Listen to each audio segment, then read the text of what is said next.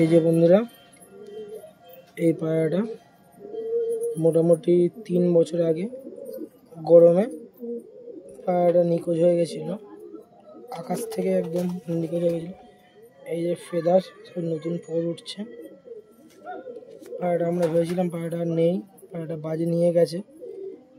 যদি বেঁচে থাকতো অবশ্যই ফিরতে আমি বলেছিলাম। এই যে পায়রাটার লেজ, এই যে পায়রাটার পাঞ্জা, আর এই যে পায়রাটার আইস কোয়ালিটি।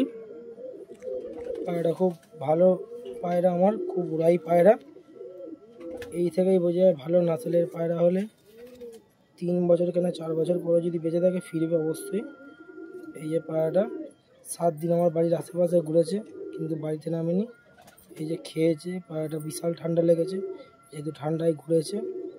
পায়রাটা আজ খাঁচা ঘরে আমার ঢুকলো।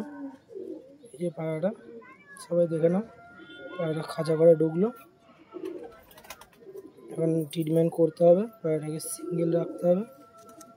যাক, ভালো নাসেলের পায়রা হলে 3 বছর কেন 10 বছর বাদেও যদি বেঁচে থাকে সে ফিরবে। এই যে তার একটা নমুনা। এই পায়রাটা আমার বেরিয়ে গেছিলো, পায়রাটা ফিরে গেল, খুব খুশি পায়রাটার উপরে। শীতে এখন রেডি করা যাবে পায়রাটাকে, নতুন পর উঠেছে। কেউ হয়তো ধরে রেখেছিল, পর দিয়েছে, পায়রা চলে এসছে। এই নতুন পুরো সুন্দর পর, পায়রাটাকে আবার সেটিং করে ওড়ানো যাবে। আর পুরনো পায়রা ফিরে এসছে। ভিডিওটি ভালো লেগে থাকলে লাইক, শেয়ার অ্যান্ড সাবস্ক্রাইব।